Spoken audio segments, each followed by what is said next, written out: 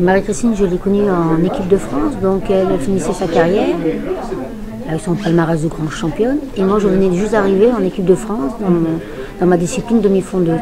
Et c'est vrai que c'était pas le même monde, point de vue discipline, mais j'ai connu Marie-Christine parce que de sa gentillesse, de sa simplicité, parce que malgré qu'elle était une grande championne et reconnue, elle est venue nous voir, elle est restée avec nous, elle a rigolé, et nous qui étions toutes jeunes et toutes nouvelles, on était assez impressionnés, et en fait elle était protectrice avec nous, et c'est quelque chose qui nous a marqué.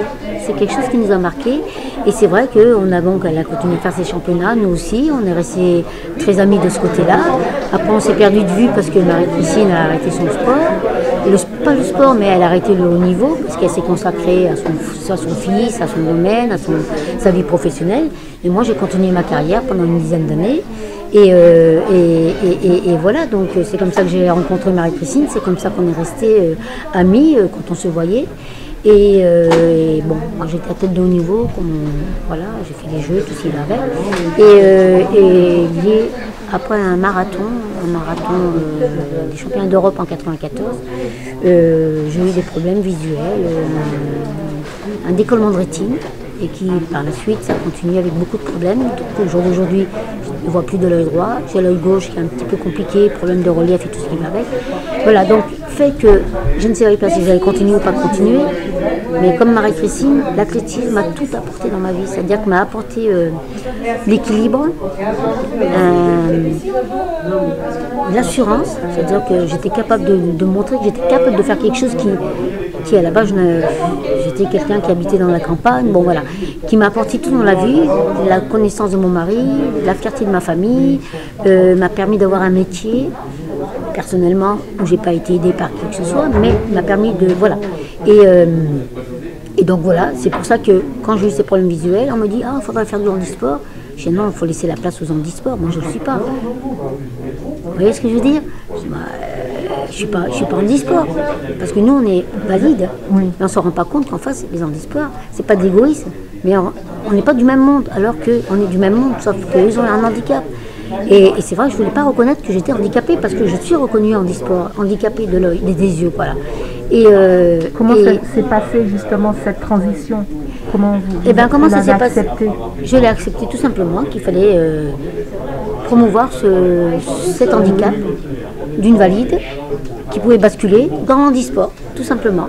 Et c'est vrai que c'était pas le même niveau, parce que bon, entre-temps, j'ai fait des enfants, j'ai 3 enfants, j'ai ma petite vie de famille, mais j'ai continué à faire du sport parce qu'il fallait que je véhicule en tant que valide.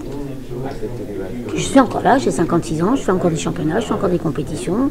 Et quand on m'a dit qu'il fallait faire ça, je me suis dit, c'est peut-être le moment de véhiculer le valide à l'handisport et faire reconnaître aussi que l'handisport, je peux vous assurer que c'est pas si facile que ça l'handisport. Parce que nous, on ne s'en rend pas compte. Oui.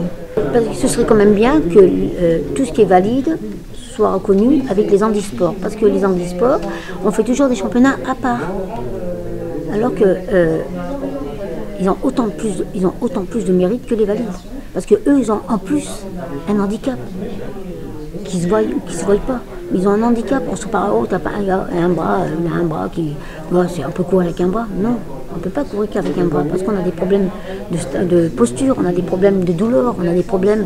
Voilà, le handicapé mental, il ne comprend pas ce qu'on leur dit, donc c'est pas évident. Vous pouvez voir un handicapé mental qui va faire sa course, puis au bout d'un moment, il va s'arrêter parce que. Vous voyez ce que je veux dire? C'est d'autant plus dur que le valide.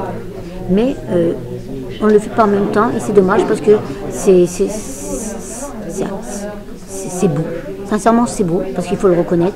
Et si on pouvait faire connexion avec ces deux fédérations, c'est pas évident parce que le handisport, il y a tellement de disciplines qu'on ne peut pas les mettre tous en même temps. Mais certaines disciplines, on peut les mettre avec les valides parce que certaines disciplines d'handisport sont aussi fortes que les valides. Voilà. Donc c'est vrai que si Marie-Christine pouvait faire ces choses-là, ce serait merveilleux pour le handisport comme pour les valides. Ça va dans les deux sens. Parce que c'est hyper important. Voilà.